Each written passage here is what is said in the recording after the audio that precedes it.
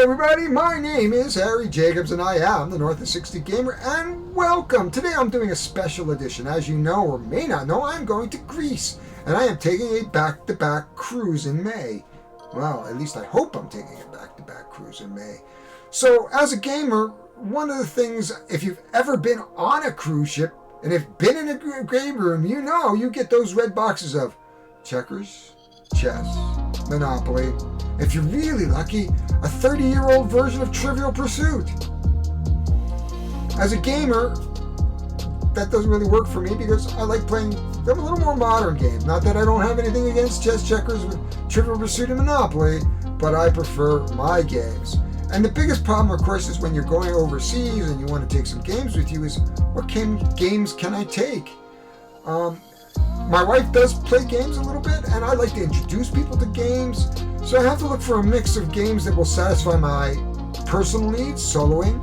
Maybe just my wife and I able to play a couple games in the bar. And of course, maybe teach people some new games. So today I'm looking at a bunch of games sitting on my desk, and we're just going to pick them up and we're going to run through them a little bit just to give you a flavor of the games that can come with us on the trip to Greece. If you are part of my wife's website, you'll be seeing this, and you can comment below in the website saying, wow, this would be of interest to me. Or if you're a game player and you have your own game, let me know. These are just some of the games I'm considering. The final games will really depend on how much space I have in my bag, how much I want to carry, and those type of things, because we are going to buy souvenirs. Hey, we're in Greece, and we're going to all these Greek places, and we're going to Israel and Turkey, and it's going to be fabulous. So let's go down to my table, take a quick look at all these games, and maybe you'll find me on the ship and play a couple of them with me. As you can see here, I have a number of games on my table, and we're just going to go through them a little bit, and I'm going to give you a little bit of description of what the games are, what they do, how they play, and kind of the main mechanic. This is Coffee Roaster. This is a solo game. I play it by myself. I actually have it as an app on my phone. So most likely this game will not be coming with me, because if I want to play it, I just have to open my phone and play it. The phone plays exactly like it. What is Coffee Roaster? Well, you get up in the morning and you want to make a freshly brewed pot of coffee, and you're going to take some beans and you're going to roast them in your roaster, and you're going to try to make the perfect blend. And that's what Coffee Roaster is all about, making the perfect blend of coffee. And you can see how that mechanic works there. And you're going to have a teacup, and you're going to brew your cup at the end, and hopefully you can brew the perfect cup of coffee. And that is Coffee Roaster. Again, this is available as an app, and I highly recommend it. If you have never played a game like this, it's not a lot. I think it's like $6.99. It's available on iOS and Apple. Just pick it up and play it. It's a great time waster. Here in the middle, we have Copenhagen. I have been to Copenhagen. This is the roll and write version. There is a polynomial version, which we use tiles and cards. But basically, like any roll and write, each person is going to get a sheet. In this case, it looks like 2 sheets.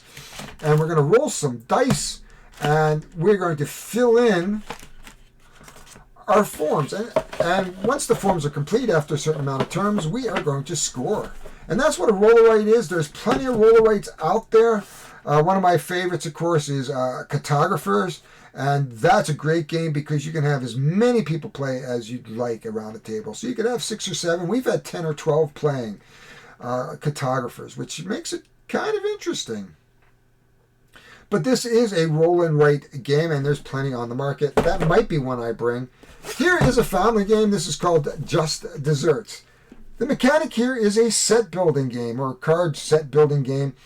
Think of it as like gin rummy. What you want to do is put the perfect dessert together for your customers, and then at the end of the game, we're going to count how well you did to meet your customers' needs. It's a small box game, which is great to go in a pack or play even and to play even on an airplane between 2 people. And it takes up small space, so a great little bar game. There it is. There's the rules. There is Just Desserts. One of my favorites, Tiny Epic Galaxies. Now, there are a number of games from the Tiny Epic people. This is by Scott Elms. In fact, most of them are all by Scott Elms. And this is where you're going to basically use your rocket ships to colonize planets so that you can make use of their special abilities. This is a dice rolling game. It does not take up a lot of space on the table, unlike some of the other Tiny Epic. The boxes may be Tiny Epic in most cases, but they're not all Tiny Epic in table space. This is a great game. Space exploration, you're going to have to build up some resources. You're going to roll dice, and you're going to have to maximize how well you roll the dice. This is a super easy game. A lot of strategy. This is probably on the upper side of a lightweight game or the lower side of a medium weight game. The other games I've showed you are fairly lightweight. Copenhagen would be a filler. Just Desserts is a filler. Coffee Roaster is a solo game. For me, it's just it's a good high strategy game, but there's a lot of luck based in this. There is luck here too because you're going to roll dice. But you can do follow actions which allow you to mitigate. That means I do something, and then you can do it too if you have those resources. So this is Tiny Epic Galaxies. Will Wheaton covered this in Tabletop, and I would look that up. I think it's a fun show, and some of these games are available on there. At least this one is, anyway. Here's another two-player game, Japor. This is basically a game which you will trade and sell gems and metals. And it is a card player game. It is a fun game. It's easy to teach. It's from Games Work and Sebastian Popop. And this is a fun game. And as you can see, the box is very, very small. These are the kind of games I look for when I take on a trip. Again, I would go out, look on YouTube, look a game up like this. But basically, you're going to take camels in your hands. You can pick up the camels. You can buy gems when you have it, and it's card matching. So you can have some card matches, which allows you to take gems, and then you'll score on the number of basically the gems, and the faster you do it, the higher the scores are. Quests of Valeria. There are a ton of Valeria games. It is a card game, basically. It is filler, and basically what you're going to do is recruit into your tableau, and then you're going to send them out on quests, and you're going to collect cards and resources. This is a fun game, easy to teach. There's a ton of these. The Quests of Valeria is one of the small boxes. Cards of Valeria is a huge box, and it's sitting on my table out there because I just got a new expansion for it. That is not coming because it just comes with a big box now, and the big box is not going in my luggage. We'll just leave that there. We'll just shift this over. Aquatori. This game is for two people. This is about finding temples. It's a tile laying game, and you will play a tile. You'll place some resources. You'll move a ship around, and what you're going to do is collect the resources, buy more cards to look for temples. And what you're going to do is try to line up the various resources to show where the temple would be, and then you would excavate that temple, and then as you excavate your temple, you're going to get more and more powers, and you'll be able to do more and more excavations. And there are easy excavations and harder excavations and ones that are a lot of points. This is a great game. It's not a lot of money. J. Komai and Sen Fulim. It's published by Z-Man Games, and it is a great game to take on a trip. And again, it is small box. This one is on my phone. It is twice as clever. This is a dice rolling game. It is a roll and write, but actually uses dry erase mechanisms. And you will basically roll dice, and each one of you are going to take dice, and you're going to fill in your card, and each card triggers different things that you can do. Or each dice roll, when you fill it in, might trigger something else.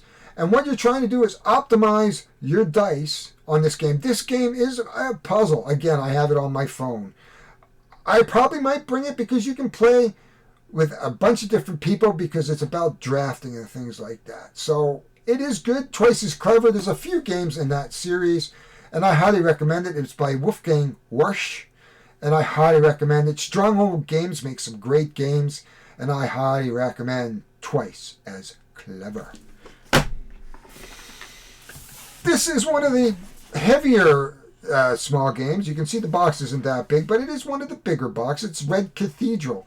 For anybody who has been to the Red Cathedral, of course, this game is about building this cathedral in, I believe it's St. Petersburg, and it took a couple centuries. But what you're going to do, it is a dice drafting game in which you're going to use a rondel to take some resources using dice, using those resources to build the church and the spires and the different walls and put on ornaments and doors.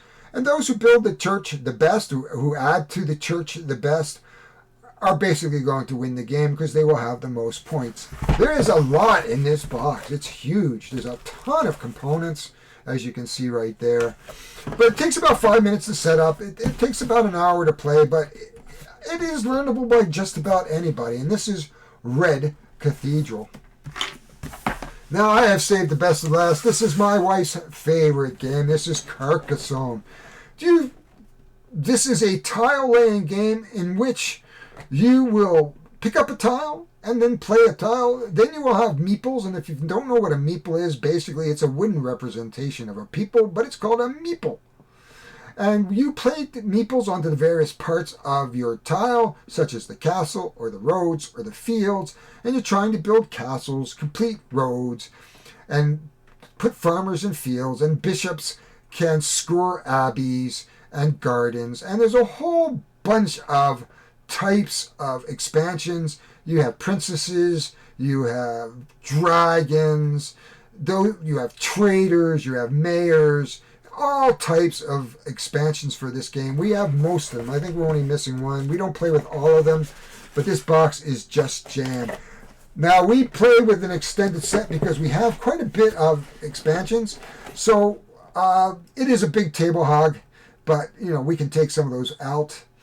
The 20th anniversary edition is coming out very, very soon. If this is a game that interests you, it is easily learned.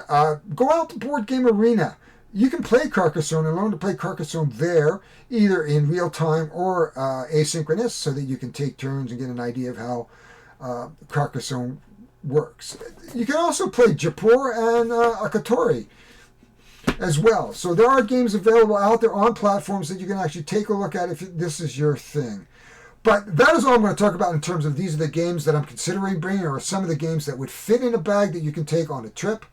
So please feel free to contact me if you've got questions about other games, and I'm going to be presenting other games as we get closer, and I'll probably show you the final ones that I will be bringing. Games that I did not put into my collection because they're in the archaeological dig. Sushi Go is a very family-orientated game. Again, it's a card matching game, super easy to learn, a lot of fun. It's card drafting, where you pass the cards around, take a card, make your sets, and eventually play. Flux is another one. This game, I love Flux because the rules are in flux all the time. You get a set of cards and you're trying to match the goal, but the goal changes. The rules change as you go, and makes it very, very hard. And people move around, they can do things to you. Flux is another one that it really can be a lot of fun. And another one is Gloom.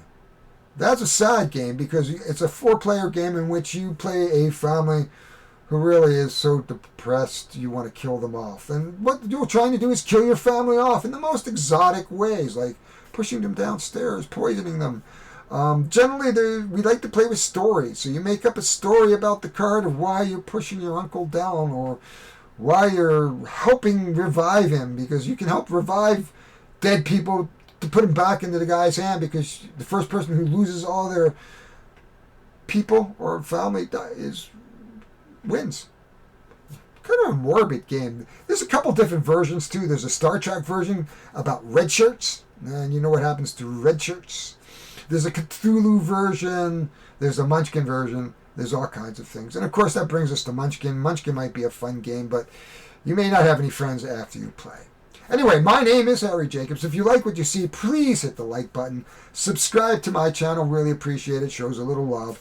Put some comments down below, let me know what you're thinking. If you're coming on my cruise, please, let's have a conversation on the Facebook page. Tell me what you're thinking about the games you see here, what you're interested in. I can do tutorials. I have a few of these tutorials, so I could do tutorials for you and put them up. And let's have some fun on that cruise that's coming up, or just have some fun with some of these games that might get you into a hobby that will suck all your money away. So that's it for me.